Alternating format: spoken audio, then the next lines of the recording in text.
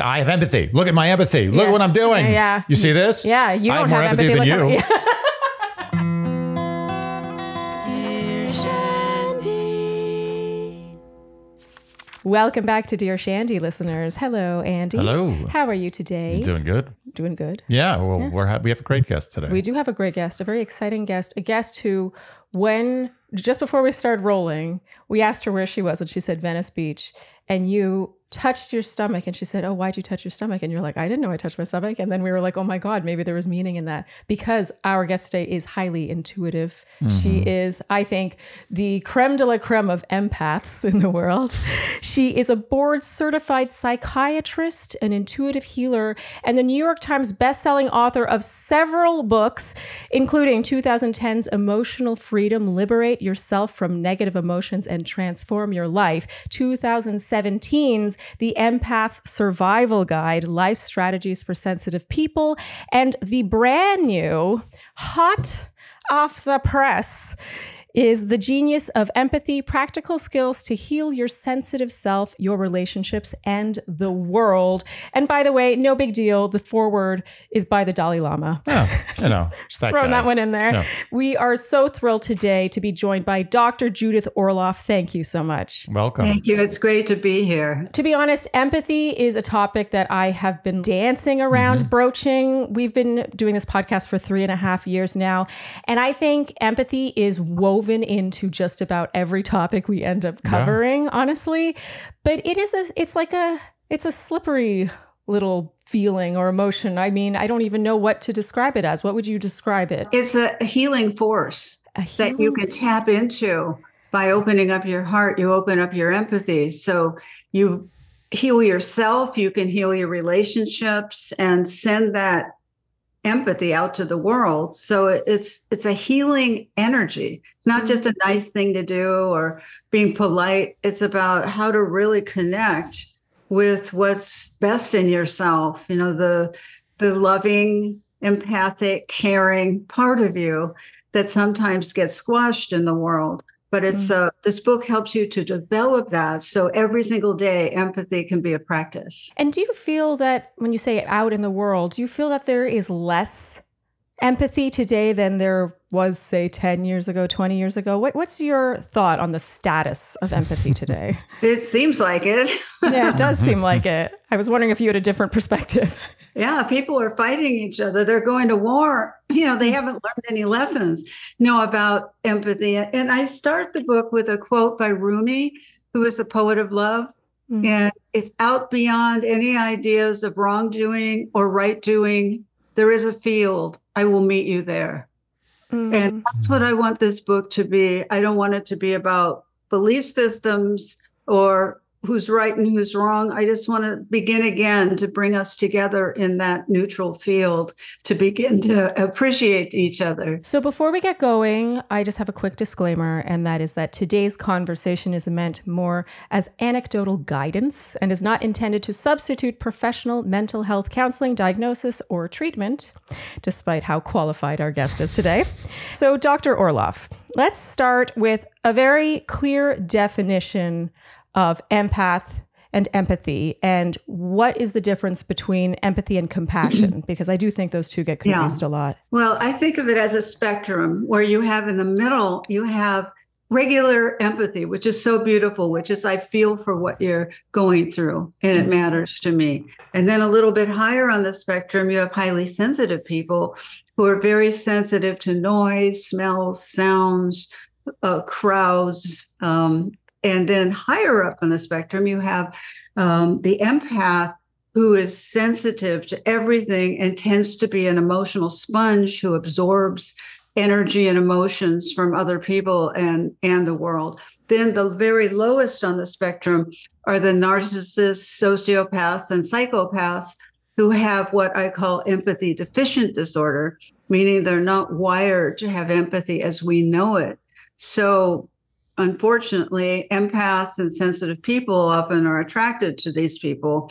And I devoted a chapter to teaching them how to discern who they are and how not to get involved if possible. What a dirty little world we live in where that can be the case. That is really just so cruel. What a cruel nature. Yes. And the indifferent cruelty of nature to put those two together. Yeah. Ugh. What are your thoughts on the term empath becoming more mainstream? I mean, you've been writing about empathy for a very long time, but I feel like in the past couple of years, it's become very like sort of a hot button word to throw around. What are your thoughts on that? Do you think it's helpful, harmful? Oh, I think it's enormously helpful. I wrote my book, The Empath Survival Guide, in 2017. So that was at a time when the word empath wasn't really known in the general culture. And I was a little concerned about whether to use it, if people would actually know what it was. But then it just popped open and, everyone's an empath now. There's so many people, and so many people contact me and say, I didn't know what it was that I had, but now I know. Thank you. And so it's a very beautiful thing to have empathy and being an empath, or just to have empathy, but you have to learn how to set boundaries with it so you don't absorb the stress of other people and the world. Yeah, that definitely came up a lot. Whenever we have on a guest like yourself, we poll our listeners, who we call our Shandies, to ask them for questions. And we will get to that one, the boundary laying, because I think that is particularly tough for someone who is naturally empathic. It also can take away the joy from your life. Yes. Like I often find sometimes when I'm really happy, I'm like, oh, wow, this is a moment. Like I'm living the best part of my life. Suddenly I'll be like, oh, but there are people suffering and miserable and lonely everywhere. And then it'll ruin it for me. No, but that's the nature. That's the nature of humanity, though. We have suffering and we have joy.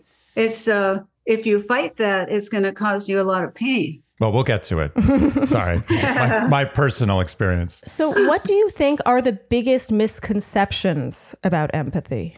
That you have to give 100% of the time, and that you always have to be in empathic mode, and you have to be on call for your friends. Something happens, you're the one they call and talk to for 2 hours. And that's so wrong. You don't have to do that. And it's not healthy to do that. That's more codependent giving. It's not healthy giving. You feel good about it. You might be tired from it, but you feel good about it, something good. But to give constantly and be a martyr, many people are trained as they're growing up to be a martyr because that's how you can be compassionate. And it's just not true. It's the worst way to be. I mean, if I was a martyr, I'd never be here talking to you because I'd be so tired. I'd want to be at home in bed. Being a martyr isn't a healthy role model. Being balanced is a healthy role model. To give when you can, to know when to say, no, I don't have it right now. I wish I did, but I don't have it. I just have to be quiet and alone. And be able to set that up so that people will feel disappointed. This is the big thing with empaths. They're so afraid of people being disappointed. And it's just about maturing that you will disappoint people sometimes. It's true.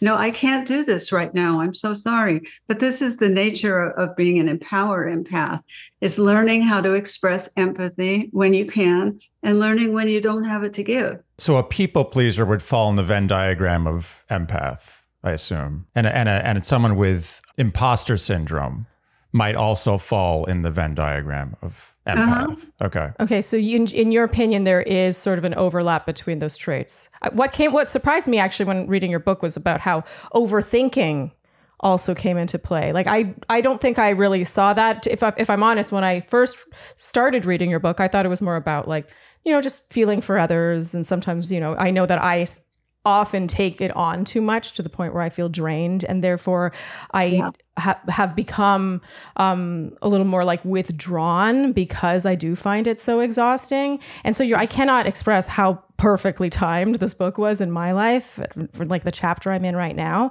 So the overthinking, the people pleasing, all this stuff played so much more of a role in this than I initially believed.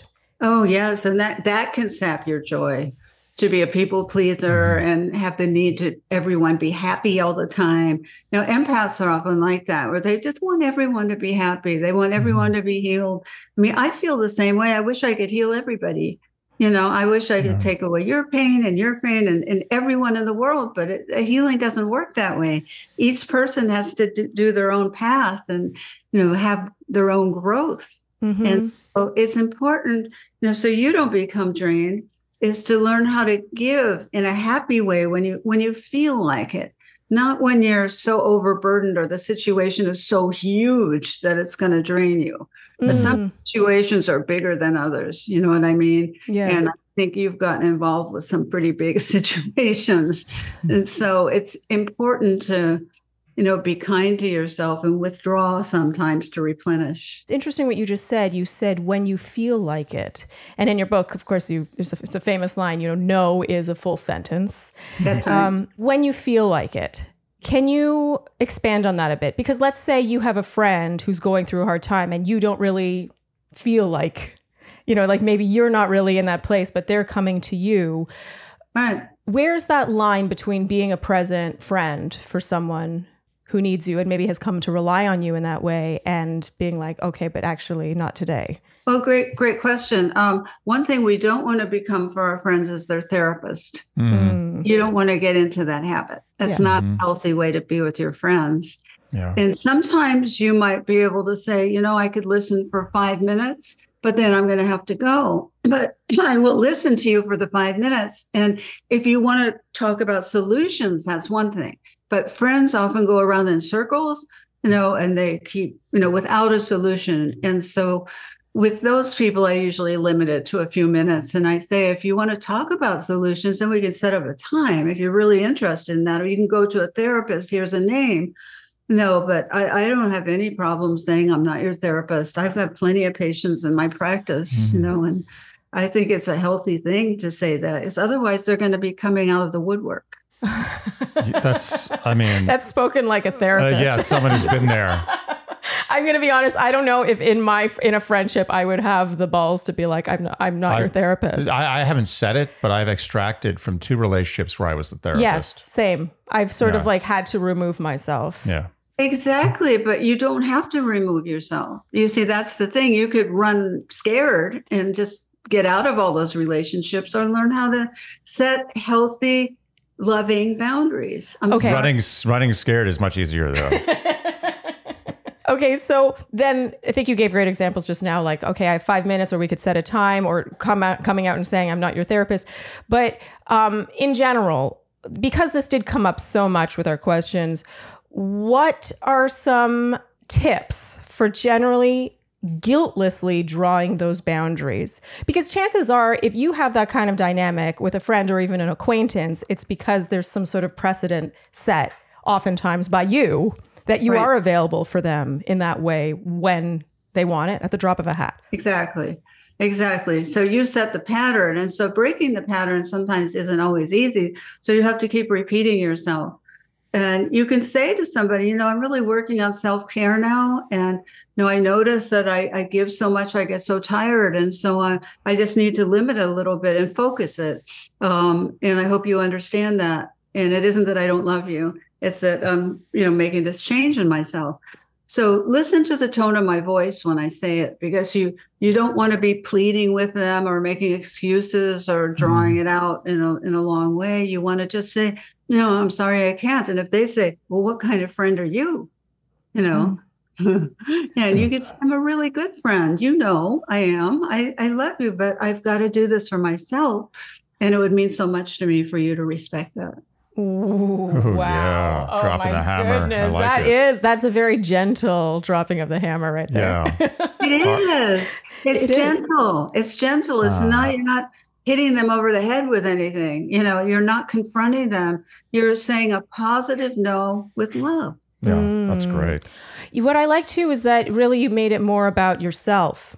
These are the boundaries I'm drawing for me. It's not that I'm not your therapist. It's not that I can't listen to you anymore. Your problems are still meaningful. I have issues that I need to address. Yeah.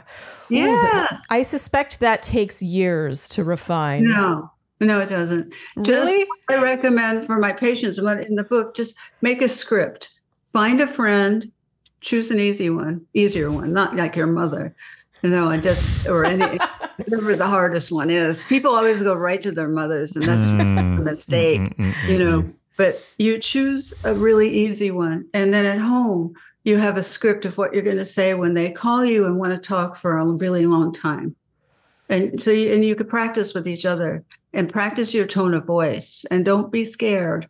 It's okay to do this, and if you don't have that already ingrained in you, you have to learn that it's healthy, it's okay, and you could do it in a loving way. Mm-hmm. And so you come up with a script, saying, I'd love to listen for about 5 minutes, and then I've got to go right now. I hope that helps. Are our reactions to that surprising?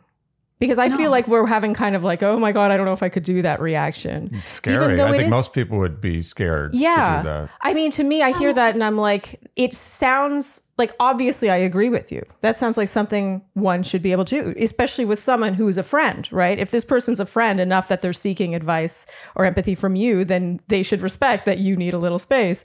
But I don't know why. It's like, it reminds me of the platonic friendship episode. Mm-hmm. We had someone on to talk about platonic friendships and like the idea that you need a break from a friendship.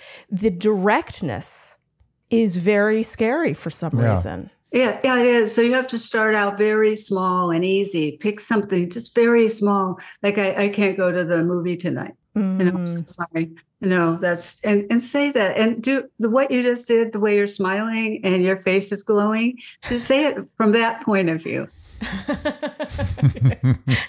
She makes it sound so easy. Rocket, rocket money.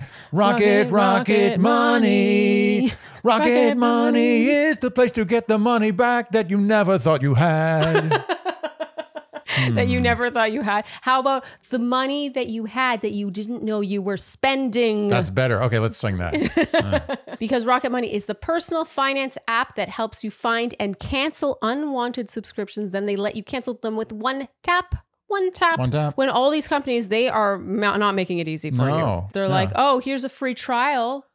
Come join us. And then suddenly they're like, we'll cancel it. But exactly. Here you go. Here's something else that you're going to have to cancel again. Yes. Good luck finding the page where you do that. Nearly 75% of people have subscriptions they have forgotten about entirely. Monthly, this little amount just sneaking out, bleeding out of your credit card every month that you completely forgot about. It's ridiculous. Money thrown on the ground. That's a big chunk of the economy. Yes. That's not real. That's not what America is about. America's not about getting crumbs. Yeah. They shouldn't get that money. That should be your money that you can spend on other sundries. Sundries. Yes. Goods and services. They have 5 million users and have saved their users $500 million in canceled subscriptions and $740 a year when using all their features. And it monitors your spending and helps lower your bills all in one place so you can grow your savings. You know what they are? They're like a big district attorney who goes after the mafia. They're like, you know what? I'm going to take this on. And no one, that's scary. Everyone, you think these companies like Rocket Money? No. You think they're happy that Rocket Money's picking their pocket of money they didn't earn? Yeah. They don't deserve? Yeah. But Rocket Money has the guts. Yes. To go after them. So stop wasting money on things you don't use. Cancel your unwanted subscriptions by going to rocketmoney.com/Shandy. That's rocketmoney.com/Shandy, rocketmoney.com/Shandy. Is empathy something we're born with? And how much of it is nature versus nurture? Mm-hmm. Some people are born empaths, little babies. I through medical school, I would work in OBGYN, and some babies, when they come out, I don't know if you've seen it. Have you seen any births at all in little babies?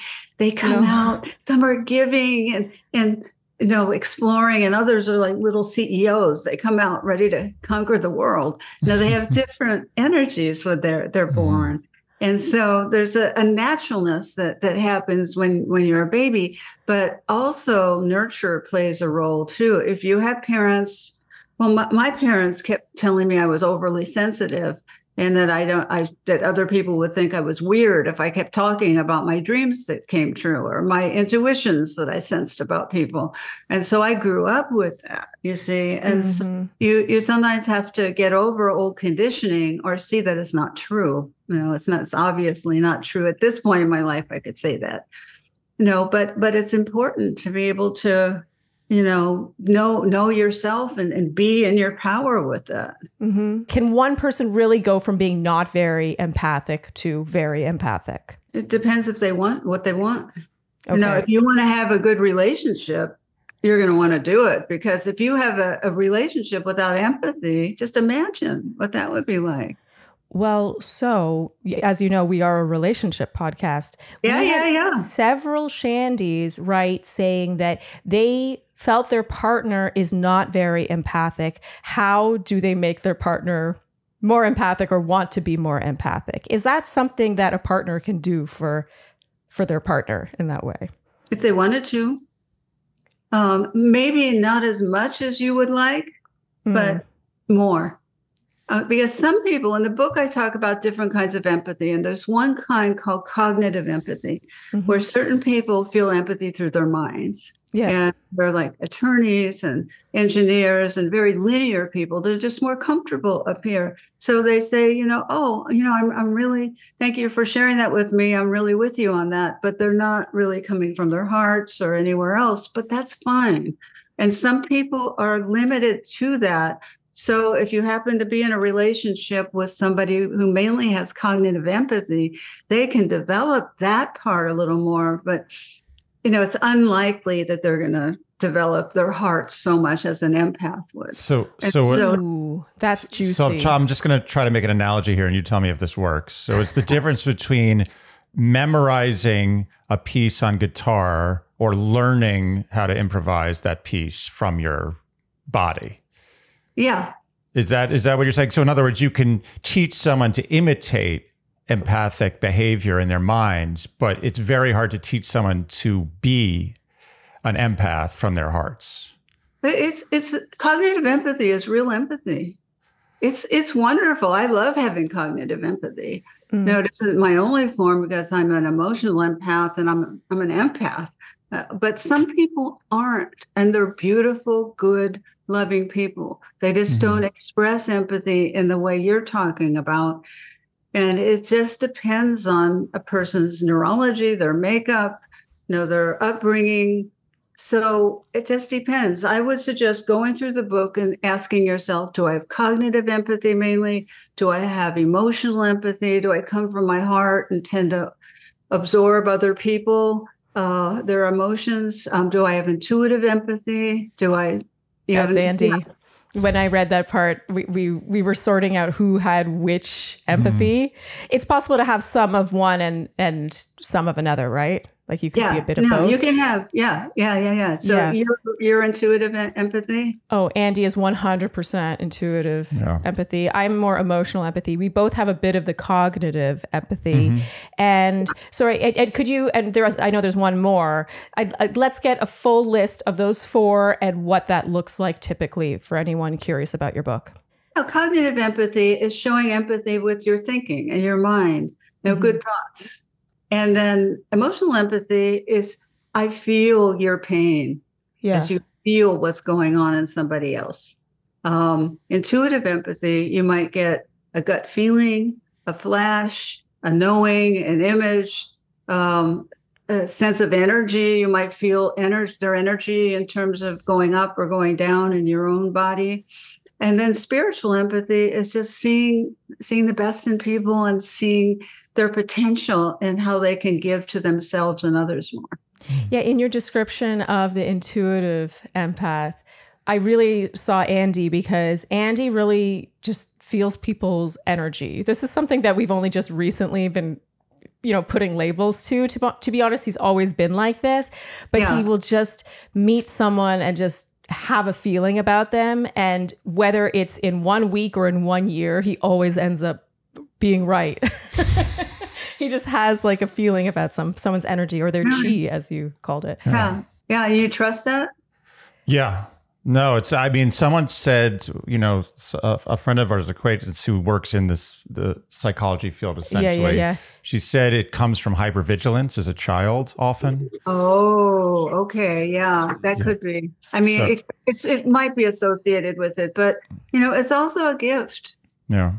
It's really a gift to be able to do that. And so for you to tune into other people, you don't have to tell everybody what you get when you tune in. That's not part of it. Well, it helps me a lot. I'm grateful for it because it allows me to 99% of the time weed out people who I don't want in my life. Well, it's also good for me because I'm not like that. I think now that you're talking about the spiritual one, I think I might have a bit of that. I have a tendency to, when I meet someone, see the best in them or see them for what I want them to be or think they can be. And then I get burned a lot of the time because they don't end up being what I thought they might be. And so I feel like a little bit of protection from Andy. Yeah. My one kryptonite is the occasional high-level malignant narcissist. Oh, really? I have a slight weakness. Sometimes I can get sucked in, like twice in my life. Like so many. Yeah. Like so many. We'll get to that in a bit. I'm fascinated by what you said about how it's about tapping into the empathy that the type that you already embody and not necessarily, being a cognitive empath and struggling to become, for example, an intuitive empath. So in a relationship, let's say one partner is emotional empath and the other is cognitive empath. Let's say this is where you're kind of butting heads. You don't feel understood. You don't feel like you're receiving empathy in the way you want to by your cognitive empath partner. Is it kind of like a love languages thing where it's like, okay, well, I will adapt my expectations and trust that you feel for me based on like your other set of rules based on what type of empath you are? I don't know if that made any sense, but hopefully you understood my question. Yes, but you can also teach your cognitive empath friend how to speak to you in the way that you would like. And what cognitive empaths tend to do is they offer solutions too quickly. Now, if you're, let's say, expressing an emotion and you're wanting your partner to hear you, it's usually better not to offer a solution too quickly and to say, wow, that really must hurt what happened, and give some time for the emotions to be expressed rather than too readily coming in and saying, oh, but you can call this one, or you could go here, or you should do this. That's, the cognitive empath person can learn not to do that. So you have to educate your partner about your needs, and you do it in a really nice way.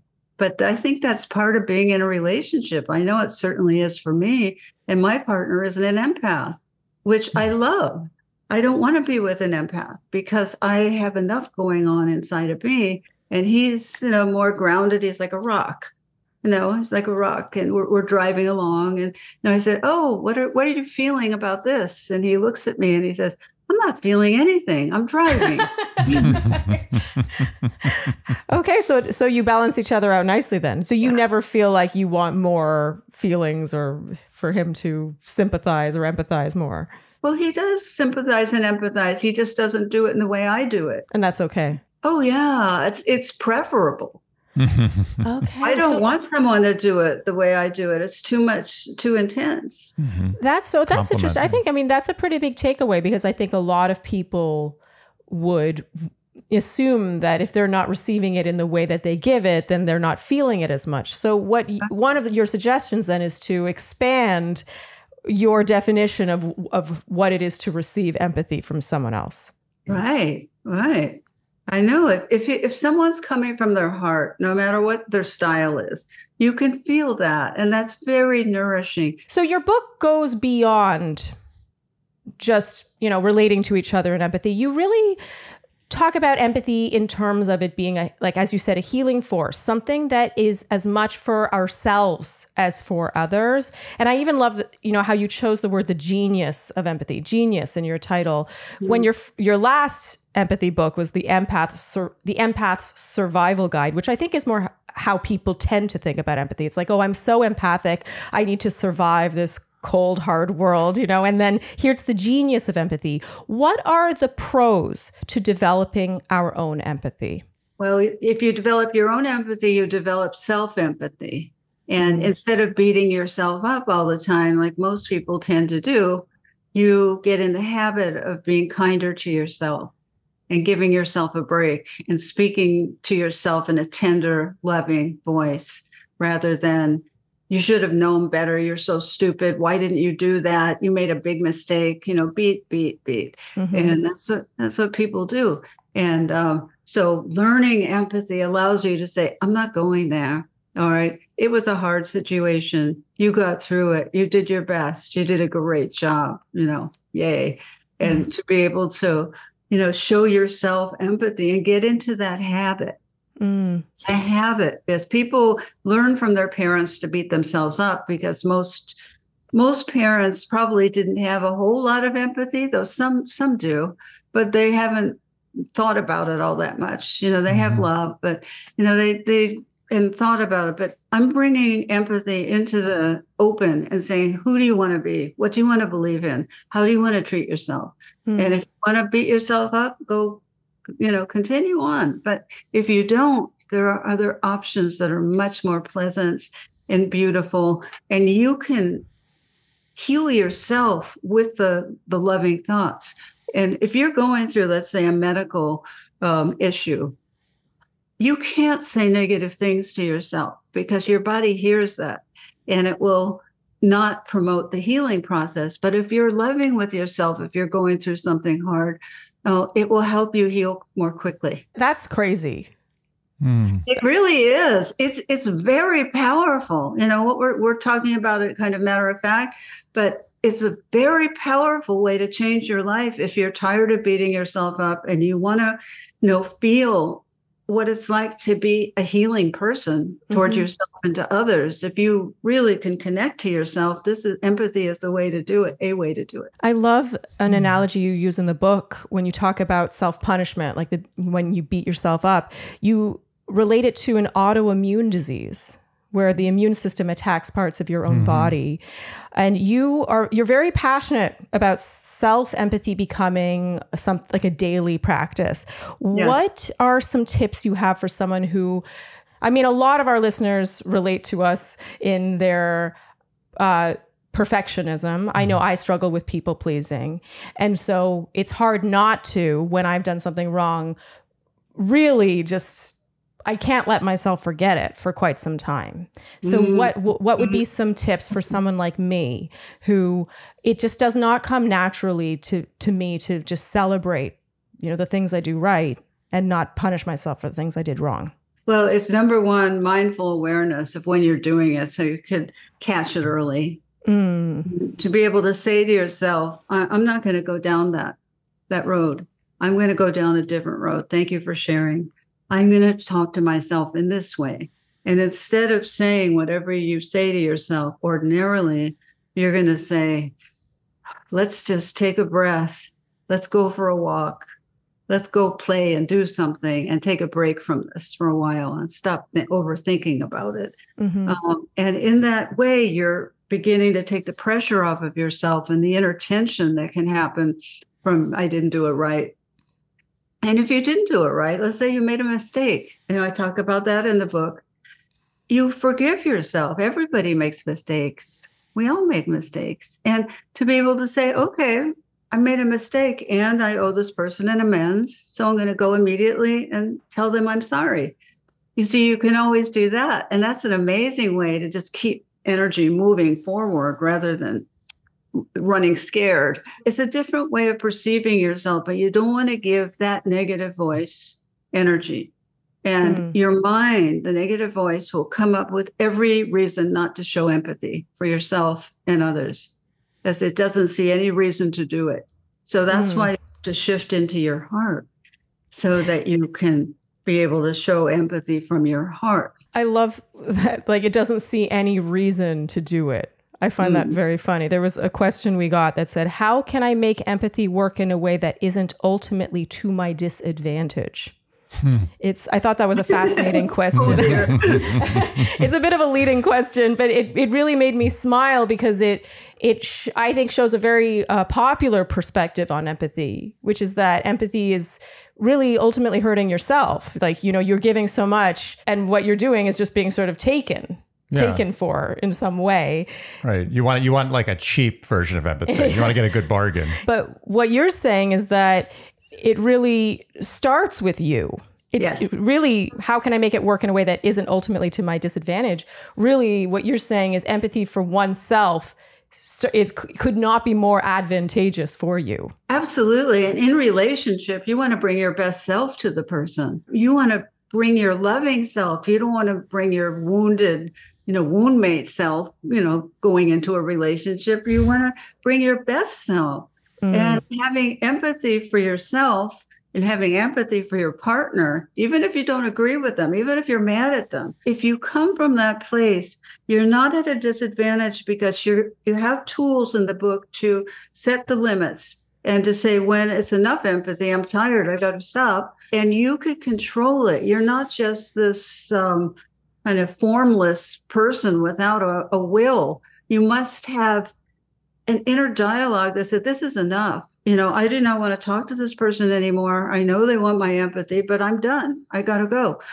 So to be able to take care of yourself in that way, you see, that's advantageous. It makes you, I liken it to peaceful warrior training. You're being a warrior here, but you're just coming from a more Zen-like place and very conscious of what you're doing. Everything I talk about in the book, there's a plan. How do you show empathy in various situations? What are the resistances?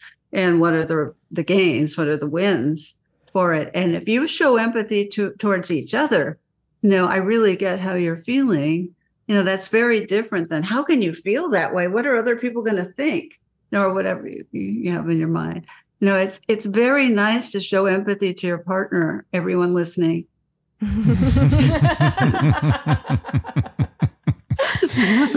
that hypnosis? It was a funny delivery. Someone asked how self-empathy relates to self-awareness, and I feel that you maybe just answered it. I reworded the question to be, is self-awareness a prerequisite to self-empathy? And when you touched on like the awareness of it, just becoming aware of it is the first step. Yes, the awareness is so important. And being aware that it's up to you what you decide and what you choose. You don't have to go this route.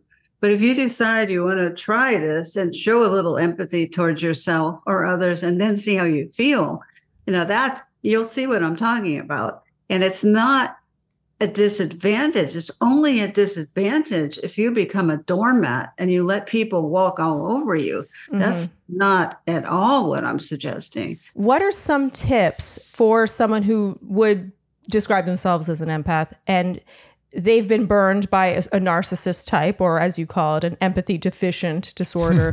What are some tips for spotting those people and protecting yourself from the get-go? The first step is to be aware of who you're interacting with. And if they're incredibly seductive or charismatic, that's often a sign. Not always, but it can be, where you just get, if you can be seduced by words or, oh, you're so wonderful, you're so this, you're so that, it's called love bombing. And it's too much. If somebody does that too much in the beginning, be a little wary of that. Because narcissists use love bombing to reel people in. But once you don't do what they want you to do, then they become cold, withholding, punishing, gaslight you. They make you think you're crazy. It's very hard to crawl out of these relationships. It's very hard. I've helped a lot of people do it over the years, and it's possible. But it has a lot of repercussions. If you just, I found my soulmate, and they're a narcissist, they can be as soulmates. That's a great quote. I found my soulmate, and they're a narcissist. But oh no, they're not a narcissist. And then what empaths say is, oh no, but I can heal them. Yeah. That's the next level. And that's not going to happen either, because they have empathy-deficient disorder. Be suspicious of too much charisma. Yeah. So it's very overrated. The unfortunate thing about truly malignant narcissists is that you kind of have to get sucked in by one to fully be educated on what to avoid in the future. Because until you really see it, it's just like, you just can't imagine anyone would be like that. I also am that kind of a learner. I learn from experience, and it's a rough way to learn, but you do get it. I mean, hopefully you do get it. However, some people keep coming back. They say, oh no, this one's different. Yeah, I can rest assured that I will never go back to that. One Shandy asked, how can I be empathetic to someone who hasn't struggled in life as much as me, yet complains a lot? So thoughts on having empathy for people you think might not deserve it. It's a good one. Deserve it? Like who? Who wouldn't deserve it? Oh, true empath here. So in your view, there is no one not deserving of empathy. Some degree of empathy. I mean, this argument starts with easier people and goes all the way up to to really, really, really difficult people, and why you would even want to do that. So in terms of this question, though, this person deserves empathy. I mean, unless the person who asked the question feels like they're not a good person and they're hurtful or disrespectful, just because they do it a different way doesn't mean it's not valuable. Yeah. You need to appreciate what's good in people too. But I also think there's a relativity. There has to be some relative understanding of empathy, because one person's complaining situation is far different from another's. Yeah. One person might be like, I had one meal this whole week. Yeah. And that really stinks. And I really would like more than one meal a week. Yeah. Another person's like, oh, there's only a 10% off sale at Bloomingdale's this Thanksgiving. Like, what's that But it is about? relative to that. It's relative. Experience. Yeah. You have to understand the relativity. I think it's a really good question. And I think it deserves further exploration, the person who asked that question, because, is somebody not worthy of empathy? Do they have to do something in order to deserve empathy? No, or is empathy more about coming from where you're coming from? Oh, it's not, yeah. Oh, that's an interesting thought. Okay. Selfish empathy. Oh, I don't know if we're going that far. Where is the line between empathy and enablement? This one came up a lot. Well, enabling is when you do something to encourage a bad habit in someone, like you give somebody, $200 who's a heroin addict. That's enabling them. They're not going to go get food with it. They're going to go get heroin. So, you're enabling them. Or if somebody, is in a relationship, if somebody is a victim type and it's just poor me, and you keep asking about that. Oh, what happened to you this time? What happened to you this time? Then you're enabling them, as opposed to saying, I think it would be really wonderful to start getting into solutions here. What are the solutions? Or if you want to just, go on about poor me, then I can only listen for a couple of minutes. What if you're in a relationship that it's inextricable, such as a parent or a child? Oh, right. And the parent and or child is a perpetual victim and is never willing to take any sort of advice on solutions that are accurate and helpful and will work. Right. So what do you do in a relationship where you are an empath, but extricating yourself from that relationship would make you feel like a very bad person? Well, again, this is a theme that has come up in our conversation about all or none. It's either you talk to them or you get out of the relationship. It's like, it's not all or none. If you have a parent who, is not going to change, basically, you have to grieve that you didn't have the kind of parent that you needed, because that person isn't going to change. And it's your choice how much you want to be with them, unless, of course, you're caregiving them or something like that. But, you can not expect them to change anymore. Just accept them for who they are. You have so many options. You could limit the time you spend with them. You could have other people there if you want to buffer the effect that they're having. You can give up the notion of trying to change them, which would be a big relief for you, if you had that, and to accept them for who they are. And it's not who you want them to be, but it's who they are. And if you can accept that, that takes some tension off of you. You don't have to ask them how they're doing too much. You don't have to bring it out in them. And you need to keep a little more distance, but it's about keeping your self-esteem intact around these people. So you don't go down the drain when you're around them because of something that isn't healed in yourself. Right. And so, this is a thought. How about having empathy for them and their inability to change?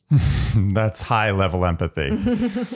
Yeah. No, I'm not quite there yet. I'm close, but that's a goal. But if they're stuck in the place that you're saying they're stuck in, it's kind of a no man's land. Right. It's not of the heart, but they're stuck in it. Yeah. And, it's an empathy loop, because your empathy wants to solve the problem and make them happy, and they resist that. So you just keep going. It's just, you can't get out of it, because you're like, I can do this. I can fix this. I have to fix this. They don't want to fix it. Why don't they want to fix it? I can try again. But then and that comes down to you and your boundaries. Right. Then you have to set boundaries for your own expectations and just accept them, as you said, for who they are, and just, live with that and be okay with that. Right. That's exactly right. And to surrender your expectation that they will change. Right. Mm-hmm. So therefore, you don't try and fix them. Mm-hmm. That's one of the hardest things to do. So tough. True acceptance. That's the higher self there. The guy who wrote your foreword. Yeah, I think he may have done that.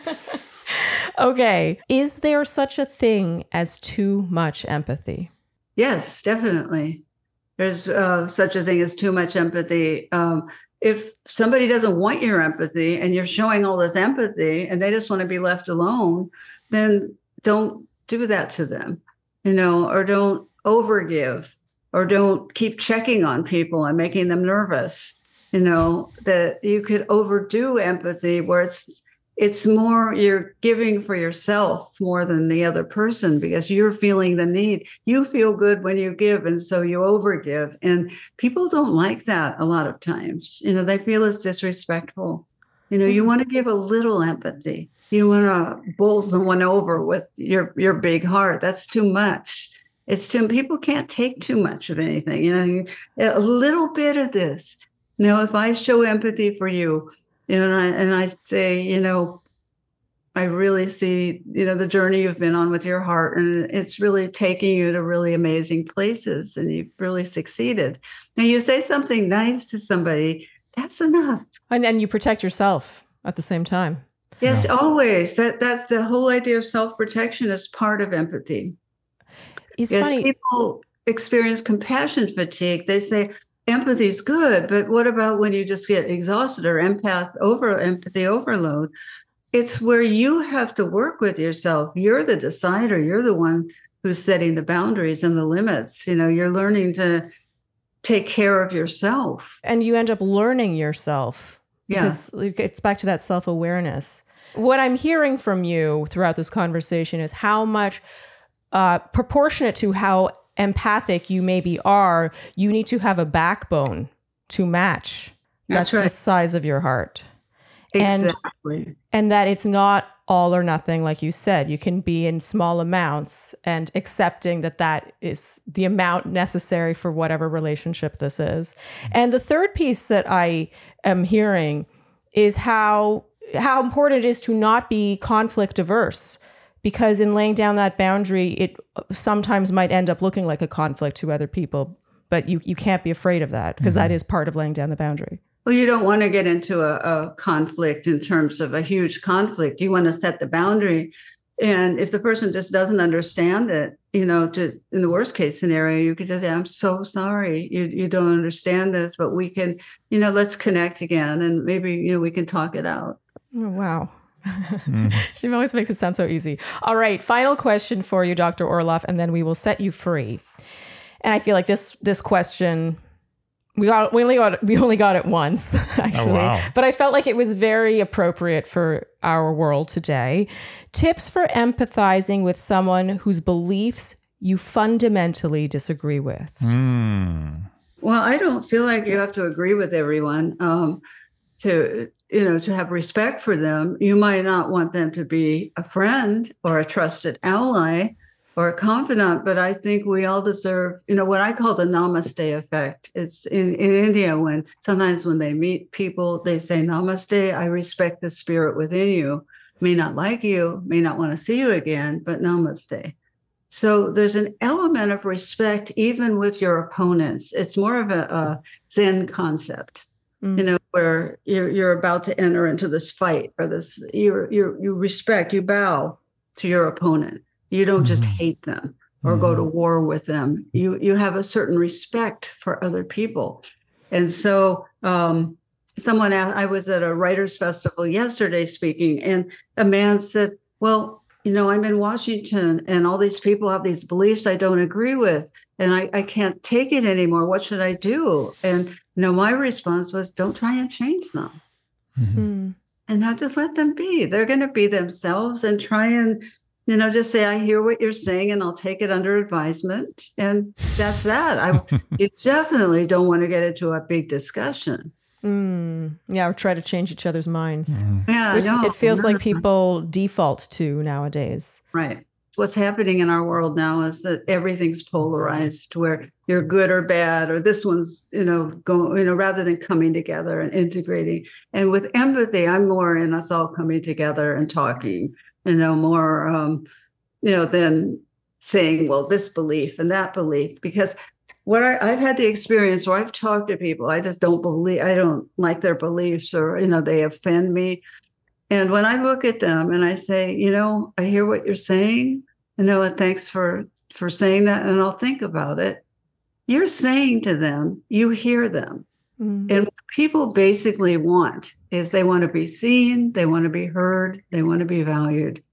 And if you could give them any of that, then magic can sometimes happen with the softening on the other side. I think that's a beautiful place, a soft place to wrap this conversation. Dr. Orloff, thank you so much for joining us today and sharing your wisdom with us. You're very welcome. Thank you. Bye-bye. Bye. Oh, man.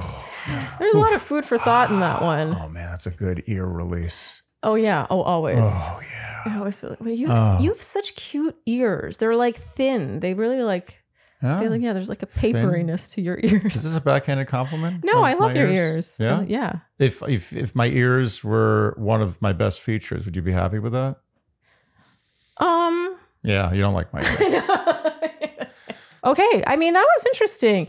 I really underestimated going into this topic how powerful it is how we speak to ourselves. Yeah, well, that was the thing. I mean, I understand empathy to the world. Yes. I understand it deeply. Yeah. But empathy to myself and ourselves collectively is a totally different ballgame. Totally. And she talks about it more in the book, and we didn't really touch on it much here, but she really talks about the like the scientific angle of that, about like the negative self-talk, and if you do have empathy for yourself, what that actually looks like in your, like, the ways it transforms your life. And it's kind of crazy. Like, you could argue that it's, a little woo-woo, but it's really actually striking how the healing effect it can have. Like, and it really does start with you. Everyone always uses the example of putting on the mask on the plane on yourself before helping the person next to you. And that really, to me, is the overriding message. Like, you would think this is more about your relationships with others, but this is mostly about your relationship with yourself, and then how that afterwards, how it extends to others. And if you're empathetic with yourself, it'll be easier to be functionally empathetic with the world. Yes. The boundaries. Yeah. That was the big thing. Because I mean, so many of the questions we got were about, how do I not get hurt? How do I not get burned? How do I not get used? How do I not all this? And, laying down a boundary for someone who doesn't like any kind of conflict, or like I talked about the backbone. Deeply empathetic. Yeah, or is deeply empathetic. She made it sound very simple. And I think that this is coming from someone who's extremely empathetic. The action is simple. The execution is incredibly difficult. Well, and I feel like she's coming at it from the perspective of someone who's like spent her career writing on the topic. I know she does it. Yeah. But not everyone can do that. Yeah, she's super clear on like, this is what you need to say. I'm going through this right now. I don't have time for that. Like, and it sounds so simple, but when she said it, it almost took my breath away. Like the friendship breakup from the platonic friendship episode. Well, that's the thing. For me, if I get to that point, I'm just suddenly gone. Like, Same. I can't have the conversation. I just leave. Yeah, and I love too how she's pointed out. She was like, this is a recurring theme in this conversation, the all or nothing. Yeah. Why does it have to be all or nothing? Right. And it's true. Like, why not give the friendship a chance by giving the person enough credit where you can lay down a boundary and see whether or not they really cannot respect it. The problem with empaths, and I know because I know myself, is that we think that the person we're talking to is as fragile empathetically as us. So we're worried about, we wouldn't want them to say it to us. Yeah, but if they said it to us, we'd be totally fine with it. Oh, I don't know how fine I'd be with it. If a friend said that to me, I would be like, oh my God, Well, like I overstepped. I'd be upset for weeks, though. I'd be thinking, I'd be dreaming about it. Yeah, but you'd be upset that you hurt that person. You wouldn't be upset for yourself. No, but I'd be upset for everything. Everyone would be upset. Me. Generally upset. Yeah, everything. No, I think that you're not giving yourself enough credit. I think that if someone did that with you, said, I'm laying down a boundary, the problem is that I don't do that. No, I don't do that never either. do that. I feel guilty. I feel guilty if I even talk about myself for more than like 3 minutes. I know. Like attracts like. I've decided. I'm reaching the stage of my life where I am befriending people where I don't even need to have that conversation. I am doing Minority Report on those people. I'm precogging them. But I what she's saying is there's something to salvage here. Why is it all or nothing? Why is it black or white? Give the person a chance. Yeah. It's interesting. It's, the overriding theme is a taking of responsibility for yourself. Yeah.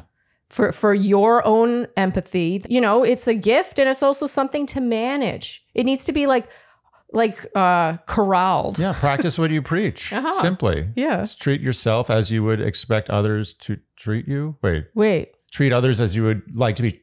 Well, the Bible, whatever it says. I don't know. Treat others the way you want to be treated. Something to that effect. I'm paraphrasing. Yeah. But also treat yourself like you would like others to treat you. Yes. Yeah. Simply, you just reverse it. Yeah. And, she touched briefly on, forgiving someone. When someone messes up, how, I was thinking, wow, it's so much easier. Do unto others as you would expect them to do unto you. I knew someone would comment, this is what you're talking about. I got it.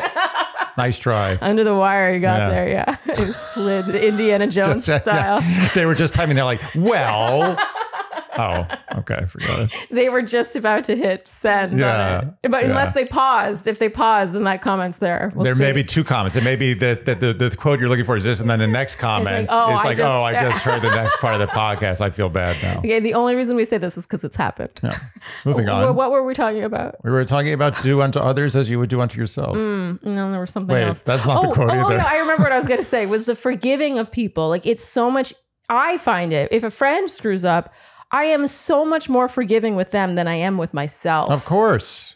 Well, but that's not a good way to be. No, it's not good. Yeah. I know, of course, yes, but I do that too, but it's not good. And I think that sometimes if you are an empath and you haven't really expanded your mind in this way, I think it can be easy to see it as like your pride. You kind of take pride in being that selfless, that much of a martyr. Yeah. I know that because I've been that way myself. It's like, it's like you're so apologetic that it's like, oh, well, this is the way one should be, but actually what's in it for you or anyone? I really appreciate there's like a strong, like I said, backbone place where all of this comes from. You have to be, it's a paradox. You have to be tough and soft at the same time. Yes. You have to be tough to be soft. Yeah. You have to be soft to be tough. Maybe just the other way around. Okay. I think the bottom line is that everyone, to fully enjoy and appreciate life, should have empathy. Yes. Not too much and not, misguided empathy and not, lacking self-empathy, but having massive amounts of outward empathy. But if you don't exhibit empathy in life, they'll say ignorance is bliss. Yeah. To an extent, but you're not living life to the fullest. You need to have empathy. That's part of human existence. Yes, it's part of being a human. Yeah. Narcissists are not happy. They may seem happy. No, I know they are deeply unhappy. Yeah, no. And they're unhappy, but their heart is completely closed off. It's a black, crusty little bitch.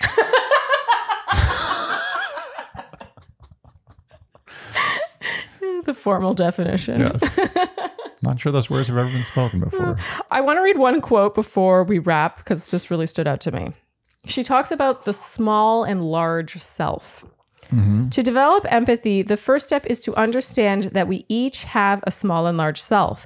The small self is limited to the personality level where your ego, intellect, and emotional struggles dominate, and the large self is ruled by the heart. The small self is strong on logic and analyzing situations which are both great assets, but the mind can be both a friend and an enemy. It is also prone to insecurity, arrogance, pride, fear, and anxiety, and lacks the tools to rise above them. Thus, the small self has a restricted vision of what's possible. Yeah. A large self, the heart. You know what the theme of all of this can be strong and lead with your heart. Yeah. That's it. That's it, just Andy. life. Oh, that sounds like a poster that's like mass produced. No, you put it in your kitchen. Yeah. It's like a wood engraving. Oh, no, I was thinking like a person walking down a path that had trees on either side. There's like a sunset in the background. Oh. And the quote's like in italic. Oh, yes, that too. Yeah. Or something you put in your kitchen and people are annoyed by. Either way, good words to live by. Yeah, but maybe those people, need to look inwards. Yeah, maybe you can put that on your wall, and the people who come in and are annoyed by it, you can assume are psychopaths. Stop being so all or nothing, Andy. Black and white is so satisfying. Yeah, that's what people want. People want a black or white answer. Yeah. It's like when we're talking about in the relationship, how do I get my partner to empathize with me in the way I want to be empathized with? It's like everyone wants this magic bullet, like all or nothing. This is what I do, and then I get my way. And this is how we are now. Well, and now some people are forcing. They think it's like on Vogue to virtue signal. Yes. So it's just like, I have empathy. Look at my empathy. Look at what I'm doing. Yeah. You see this? Yeah. You don't I have more have empathy than you. Okay, well, Andy, I think then that's a wrap for this episode. Yeah. I learned something new. I also learned many new things. Yeah. I learned more new things about empathy than you because I have more empathy. It was close. Done. If you enjoyed what you heard today, you know what we will ask of you, and that is to like, subscribe, hit the notification bell, follow us on Instagram and TikTok, leave us Apple and Spotify podcast ratings and reviews, tell your friends, and generally do all the things you would do to support a podcast you enjoy. Thank you so much for tuning in, and we'll see you next time on Dear Shandy. Bye-bye.